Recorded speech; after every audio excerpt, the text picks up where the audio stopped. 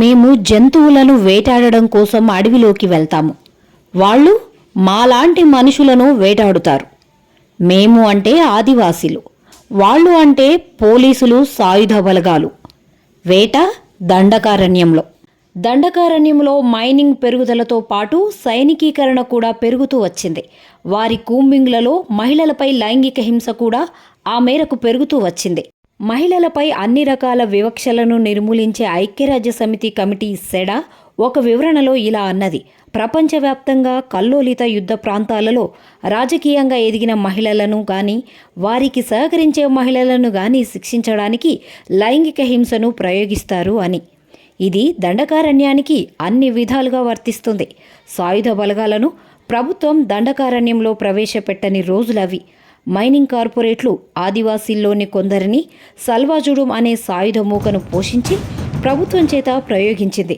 ఛత్తీస్గఢ్ ప్రభుత్వం 2005లో SR group Tata steel కంపెనీతో MoU చేసుకున్న కొద్ది రోజుల్లోనే సల్వాజుడుంను ఏర్పడింది.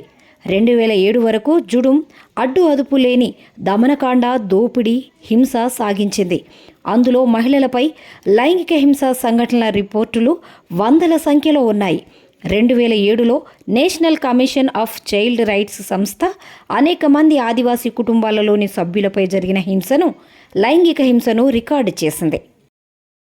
ఇండిపెండెంట్ సిటిజన్స్ ఇనిషియేటివ్ సంస్థ జరిపిన నిజ నిర్ధారణలో 31 మంది మహిళలపై పోలీసులు, సాయుధ బలగాలు, సల్వాజుడంలు సామూహిక అత్యాచారం చేశారని రిపోర్టు ఇచ్చింది. లక్షల సంఖ్యలో మహిళల సభ్యత్వం ఉన్న క్రాంతికారి మహిళా సంఘం సభ్యుల అరెస్టు సమయంలో కానీ, పోలీస్ కస్టడీలో కానీ లైంగిక హింసకు గురయ్యామని అనేక మంది మహిళలు అన్నారు. 2011లో మావోయిస్ట్ అనే ఆరోపణపై సోనీ సోరీ అనే స్కూల్ టీచర్ను పోలీస్ కస్టడీలో ఎస్పీ అంకిత గార్గ్ సమక్షంలో అత్యాచారం చేసి యోనిలో రాళ్లు చొప్పించారు. పోలీసుల హింసను బయటపెట్టిందని ఆమెపై యాసిడ్ దాడి కూడా చేయించారు. అయినా భయపడక ఆదివాసీ మహిళల హక్కుల కోసం పనిచేస్తూ నేడు ప్రముఖ నాయకురాలిగా నిలిచింది. కవాసి హిడ్మే అనే మహిళను పోలీసు స్టేషన్లు తిప్పుతూ అనేక మార్లు సామూహిక అత్యాచారానికి పాల్పడ్డారు. చివరికి మరణం అంచున ఆమెను జైలుకు తరలించారు. సోనీ సోరీ పోరాటం వల్ల 2017లో విడుదల చేశారు. ప్రత్యక్ష సాక్షులు ఉన్నప్పటికీ ఎఫ్ఐఆర్ నమోదు కాకపోగా పోలీసు అధికారులకు దేశ అత్యున్నత పురస్కారాలను కేంద్ర ప్రభుత్వం ప్రదానం చేసింది. 2016 అక్టోబర్ నుండి 2017 ఫిబ్రవరి మధ్యలో 50 మంది మహిళలపై భద్రతా దళాలు అత్యాచారం చేశారని జర్నలిస్టుల రిపోర్ట్. తర్వాత ఒక మహిళను జర్నలిస్టులతో మాట్లాడిందని తెలిసి 3 రోజులు సైనిక క్యాంపులో నిర్బంధించి హింసించారు. పోరాటాల అనంతరం ఆమె విడుదలై తర్వాత ఎవరికీ అందుబాటులో లేదు. అలా ప్రతి గ్రామం నుండి 30 నుండి 40 మందిని ఎత్తుకెళ్లి నిర్బంధించారు. యువతులను ఎత్తుకెళ్లి అత్యాచారాలు చేసి మావోయిస్టుల డ్రెస్సులు వేసి కాల్చేసి ఎన్కౌంటర్ అని చెబుతారు. చెట్ల నరికివేతను అడ్డుకున్న ఆదివాసీలపై మిలిటరీ విచ్చలవిడిగా కాల్పులు జరపడంతో గుడిసెలోని ఒక తల్లి ఒడిలో నిద్రిస్తున్న 6 నెలల పసిపాపను పొట్టన పెట్టుకున్నారు. ఈ దాష్టికం బయటపడిందని ఆదివాసీ సాంప్రదాయాలకు విరుద్ధంగా అంత్యక్రియలను కూడా ముందుండి చేయించారు. తల్లి చంకల్లో ఉన్న బిడ్డలను నక్సలైట్ల బిడ్డలని హింసిస్తారు. విధి లేక ఆ మహిళలు తమ స్తనాలను పిండి పాలధారలు చూపించాల్సిన దుస్థితి వారిది.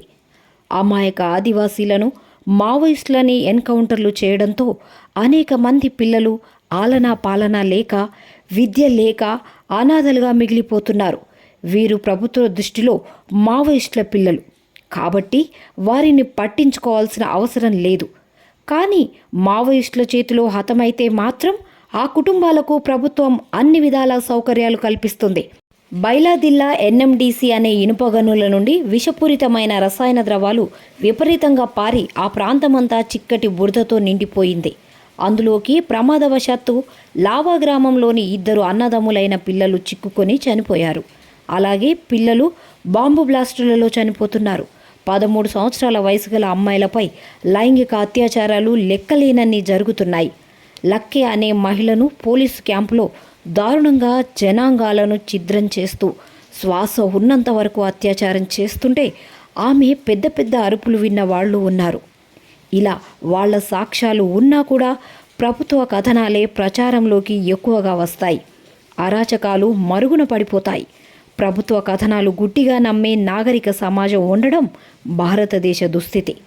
ఒక నిర్భయ, ఒక దిశలను సామాన్యులు సామూహికంగా అత్యాచారాలు చేస్తే ప్రజలు స్పందించి పెద్ద ఎత్తున ఉద్యమాలు చేస్తూ ఉరిశిక్షలు వేయాలని డిమాండ్ చేశారు. కానీ ఇక్కడ బాధితులే ప్రభుత్వానికి ఫిర్యాదు, ఉద్యమాలు చేశారు.